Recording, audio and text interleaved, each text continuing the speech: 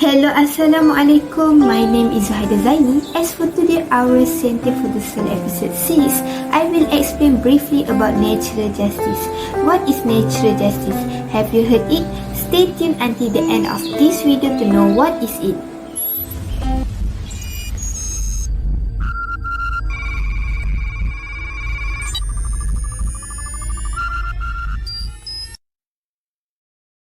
The word natural justice is derived from the Roman word jus natural, which means principle of natural law, justice, equity, and good conscience. This principle did not originate from any divine power but are the outcome of the necessity of judicial thinking as well as the necessity to involve the norms of fair play. In English law, natural justice is technical terminology for the rule against bias, nemo iudex in causa sua, and the right to a fair hearing, audi alteram partem, while the term natural justice is often retained as a general concept.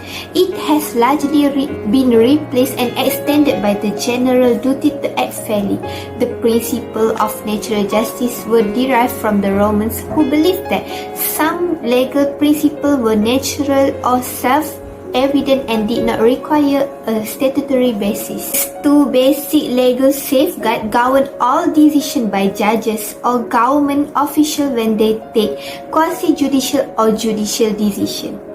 Three common law rules are referred to in relation to natural justice or procedural fairness.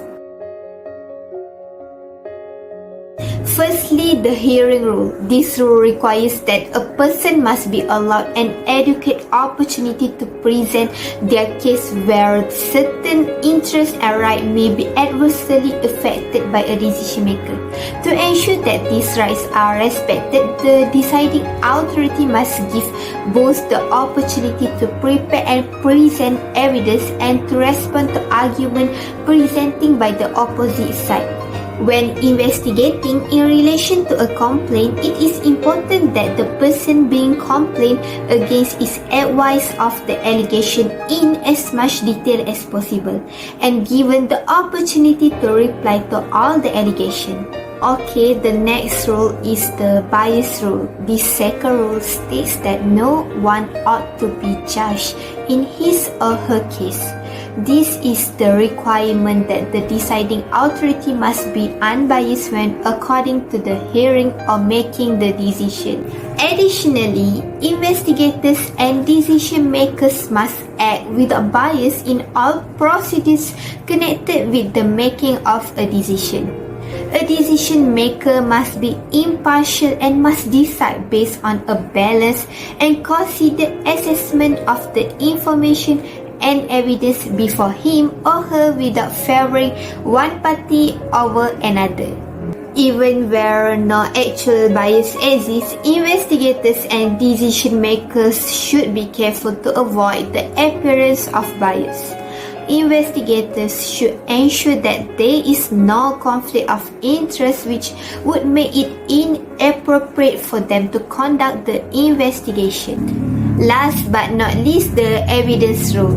This third rule is that an administrative decision must be based upon logical proof or evidence material.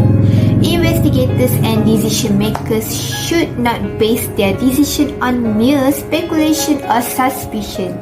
Rather, an investigator or decision maker should be able to clearly point to the evidence on which the inference or determination is based. Evidence like arguments, allegation, documents, or photo presented by one party must be disclosed to the other party who may then subject it to scrutiny. Okay, that's all from me. Thank you.